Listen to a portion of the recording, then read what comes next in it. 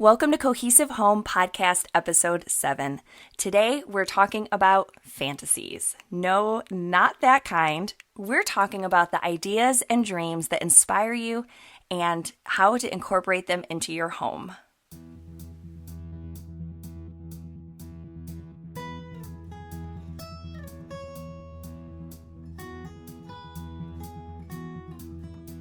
Cohesive Home is a podcast for families seeking a more intentional life. Looking for inspiration to create your ideal family culture and home? Kate and Melissa, two best friends and laid-back minimalists from opposite ends of the country, chat about all things parenthood, living simply, and crafting a happier home.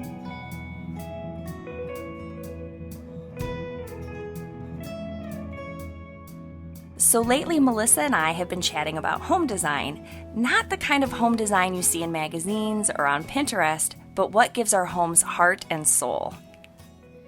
So we talk a lot on Instagram and our website about whether or not your home reflects your family's values and dreams.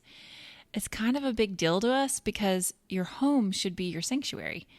And yes, home design totally matters, but it's more than paint colors and whether or not your home is modern or traditional.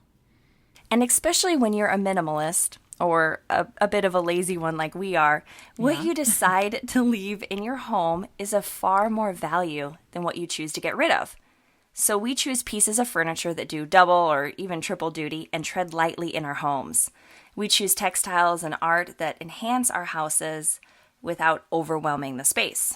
Can I just tell you how much I love IKEA? I mean, when you have young kids, as many of you listening probably do, it's crucial that you get pieces that are functional and durable. Oh, totally. I 100% understand because I think my kids think that our furniture is actually a jungle gym. Oh, yeah. Do you have that problem? The couch right? Cushions are literally like they're a horse. They're a fort. They're like, I could name so many things that they are. Which we totally love because it's so good for them to be creative, but you're also like, okay, no, my furniture is just it's jacked. Getting trashed. Totally. So we love IKEA. Okay, so what is the latest with you guys in your house situation? Yeah, can you tell that I've got house stuff on the brain? Yes. Yeah, just a little. Talk about. Right. Well, so you know, Melissa, that we are actually buying another house at the end of May. So it's been almost a year since we sold our house in Oklahoma City, and we are cutting our house square footage-wise nearly in half. So our next house is 675 square feet. Oh, so awesome. That's it. But most people are probably listening going, oh my gosh, like that's so tiny. But I love it. I know. I think it's great. I know. We are slightly crazy, but you know what? We are so excited to live small and have to be creative with our space and how we use it. Yeah. Yeah. Well, I'm really, really excited for you guys. And I'm excited to visit in August. Yay. Yes. Cannot wait. It's going to be awesome. So, what do you think the biggest challenge will be of living that small? I mean, it's basically, like you said, it's half the size of your Oklahoma City house. Yeah, pretty much. Well, okay, so there is no separate dining room, and there isn't room in the kitchen for a table either. Ooh. The problem is that we love entertaining and having dinner parties. Mm-hmm. I am actually really tempted to just get a really nice coffee table and make everyone sit on the floor on floor cushions, but I'm thinking my parents and other people wouldn't really be down for that. So we will have to actually have room for our dining table, and which means our 13 by 15 foot living room will need to be a dining room, an office, a living room, a homeschool room. Okay, anything else? Did I miss anything? I don't know. I'm just imagining this in my head, thinking like, well, I'm actually imagining those tiny home shows where they have like everything within like 5 square feet. So, oh yeah, I mean, this is going to be luxurious. Yeah. Yeah, totally. And I'm excited for the challenge. I mean, you know that we were planning on living in our travel trailer, which is, I'm pretty sure under 100 square feet. So surely we can figure this out. Oh yeah, you guys will You guys will figure it out. And I'm sure you guys will end up taking like longer trips in your casita and living out that dream too. But, can't wait to see what you figure out design-wise, because I love the idea of living in small spaces. And living simply, but it's the idea that I love. I'm excited to see you play it out. Totally. See how it really works and functions in everyday life. Definitely. Yeah. But so speaking of small houses, Yes. you know that we've been reading Little House on the Prairie series for school. And I am just I love it. I love everything about it. I love the prairie living. I love I should say this first. I do enjoy running water, electricity, and inside plumbing. I do like that. So Those are pretty nice. I don't think I would like that aspect, but I love the care and the attention that they take towards making their own foods and just the slow pace of living and just all of that. I love it. So, but I've been fantasizing about buying some land and kind of doing that whole homesteading thing. Oh, that would be so awesome. Well, what's holding you back? Well, right now it's not so much something that's holding us back. It's just a matter of time, really, because right now we're having to rent until we can buy because of a switch in our tax status. Coming back from Germany, there was a change in that. So it's just kind of waiting it out, which is really good, actually, because it's giving me time, and Brandon and I time, to really think about what we want to do and not rush into anything. So it's good. Well, and I think sometimes we think that we have to own a home, that's what's expected of us, and we often rush into purchasing something before we're ready. And, what I've learned over the last year of not owning a house is that it's really nice. It's nice not to have that responsibility. We're ready now, but I really have enjoyed this time off from home ownership.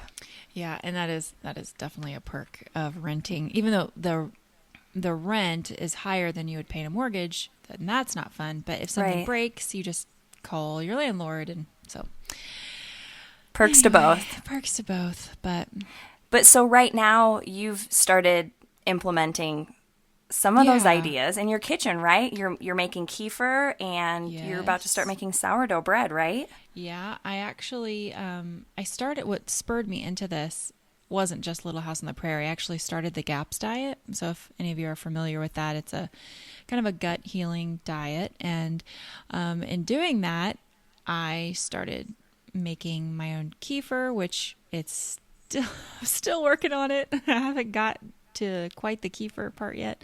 You'll get it. It's kind of part kefir. Part yogurt. It's it's not milk anymore. It's like half milk, half kefir. Yeah. But then we have a sourdough starter that I just started, which that's not GAPS actually, but I just want to do it for my family. And what else did I do? Oh, beet kvass, which that's super easy, and did that. So yeah, there's little steps that I have been taking lately to just kind of incorporate that way of living within my small little kitchen. I think that's awesome. I think so often we have these ideas for how we would love our lives to look and to reflect what we value, and we think, oh, I can't do that right now because of this reason or that reason. But I think it's great that you're taking some of those ideas and still trying to incorporate them into your life right now. Oh, yeah, you're totally right. And it's really intimidating to like start anything like that new. When you've never done it before. It's not a family culture. It's not in your family history to share these type of practices. So like making kefir bread or whatever. But my philosophy for minimalism, I'm finding really pours over into this part of my life. I just start with one thing. Then when I have that one done or feel ready to move on, I add another thing. So this fall, my goal is actually to learn to can, which I'm really excited about, and make my own jam. But I don't even have a garden, guys. I just want you to know that I do not have a garden. You'll get there, though. You will. Yeah, hopefully. And, and obviously we'd love to have a few acres of land. That doesn't necessarily mean a homestead, but it does give us the ability to do what we want and also to have a bit of financial freedom as well. Oh, absolutely. And it fits you guys. It is your family to center your life around good, fresh food and just living simply. And that's something I've really noticed about you since you moved back from Europe. Oh, yeah. Right. I personally, I don't think I would ever be cut out for the homesteading lifestyle. Oh, I know. I've had a garden before, but I think that's the extent of what I can do. I am excited, though, that our new house is walking and biking distance to nearly everything in our small beach town. So the farmer's market and yoga, the library, shops, even a winery. Okay, it's I'm just jealous. A couple blocks. I know. I'm sorry. So not fair. Of course, right? If I had a winery in walking distance, I'd be walking there every day. So I'd probably be might be a little bit dangerous. A little bit. But what I love about where we're going to be living is that I don't have to have a full-on farm because good local food is going to be just a couple blocks away.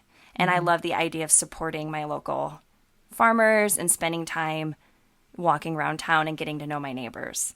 Exactly. I'm also angling for a Madsen cycle. Ooh. Yeah, so I can look awesome biking my kids and groceries around town. Dude, I love those. Yeah. I love those bikes. You got to get one.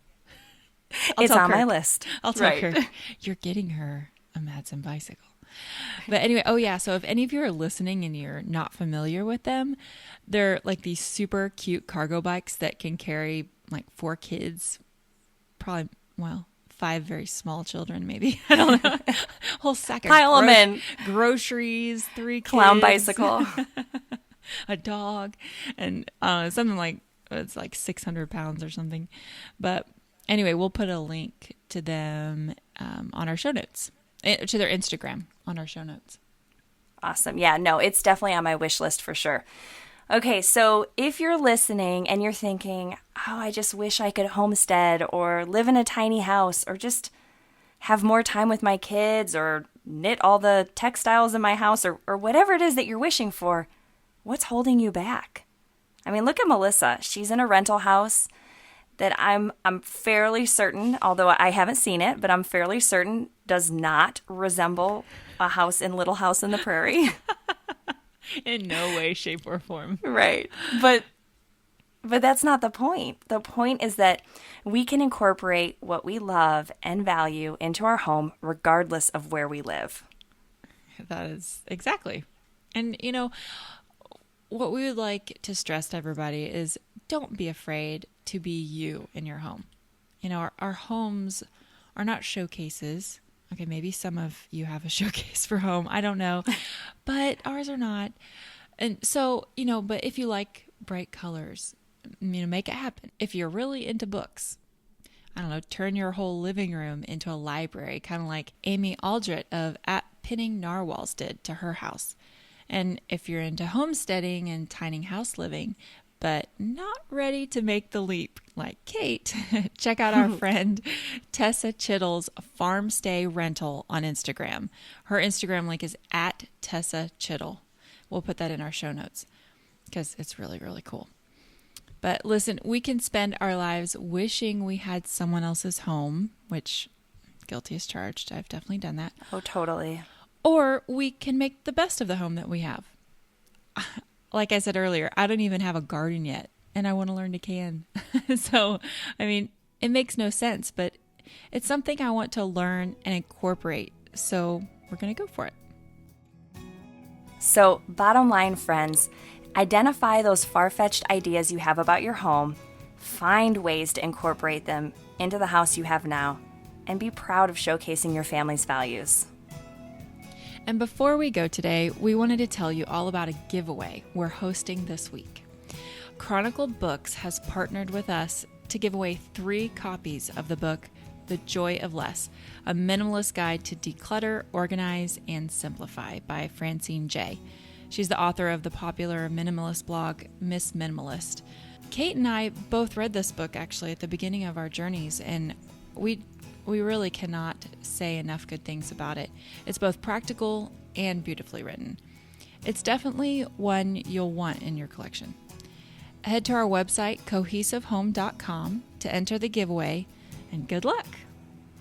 We are so grateful that you spent a few minutes of your day with us. Thanks for listening to Cohesive Home Podcast Episode 7. We'll see you next time.